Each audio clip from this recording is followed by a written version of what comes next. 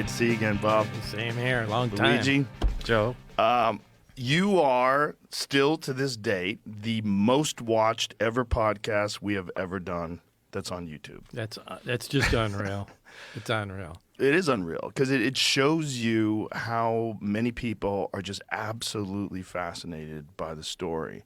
And what you guys have done in this new film is essentially recreate S4 and using AI recreate you as a young man and these experiences that you had. And it was really excellent. Luigi, you're the one who put the film together. You figured it all out. And first of all, what was the technology that you guys used to recreate everything that you did? I just want to say there's about 10% AI in the film, but there's 90% Blender.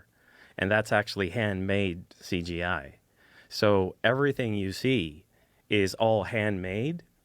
And even the de-aging of Bob Lazar, we scanned Bob. We went over to his house, scanned his face, took a process of de-aging him through that, then creating a digital model of Bob in different ages, and then placing him in the environment. And then in some instances, at the very end, we perfected or kind of put a bow on it with a little touch of AI. But the whole thing is handmade. What is it like seeing the recreation of it in a film? Because, I mean, essentially it was your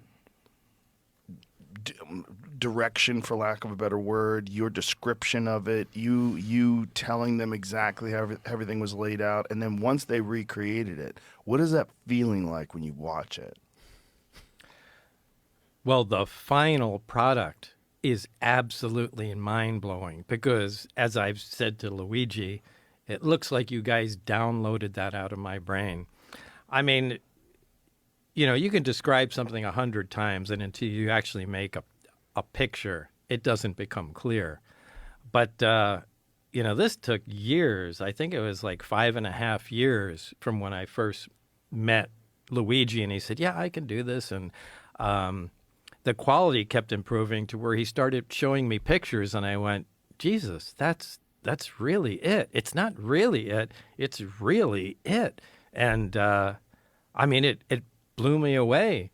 Later on, he showed me a 3D environment where I could put goggles on and move around inside. I mean, that made the hair stand up on my arms. It was unbelievable. So, I don't know if I could really describe how that made me feel, but it felt like I was teleported back there. And that's when really I developed an admiration for Luigi's talent. Well, I had the pleasure of watching the movie with you and sitting there with you. There was a bunch of times in the movie you were like, yeah. Like you could tell. Yeah. That it was just I swear I could feel that place. I could feel it watching that movie.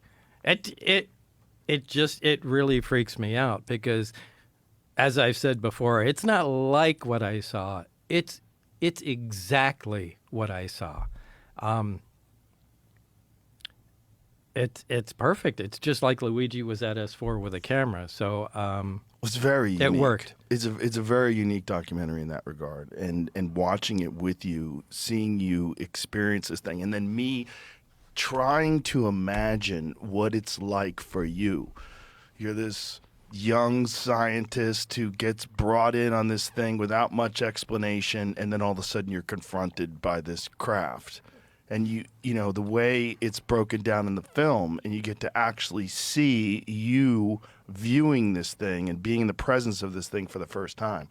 It's just I could just only imagine what that must have been like for you. There was the New York Times story, there was the Go Fast video and the FLIR video, and all these videos that show a craft that's moving the way you described this sport model moving. Right. Which kind of freaked a lot of people out with the way it rotated and turned. It does the belly roll, faces at the bottom towards where it's want to go, and then it takes off. And yeah. It's exactly how you described all those years ago, which is really fucking crazy.